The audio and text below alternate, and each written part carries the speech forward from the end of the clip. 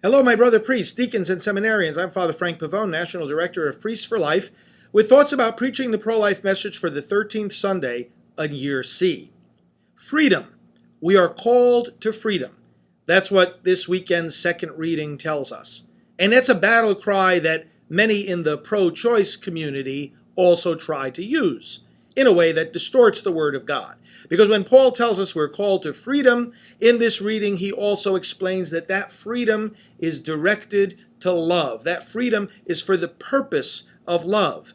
And then he explains, love your neighbor as yourself. And in the context of our obligation to love the unborn, because that love your neighbor does not make distinctions between one kind of neighbor and another, it includes our unborn neighbors, we understand that what's being said here is not simply love your neighbor to the extent that you love yourself.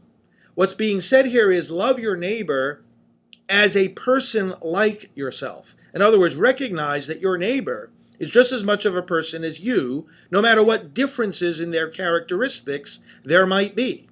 That your neighbor has the same inherent dignity as you, even though they might be smaller or weaker or less healthy or less convenient. That your neighbor is just as much loved and redeemed by God as you, and therefore deserves just as much protection and fundamental rights as you. Love your neighbor by recognizing him or her as a person like yourself. What a message to be applied to the unborn children discriminated against by legal abortion.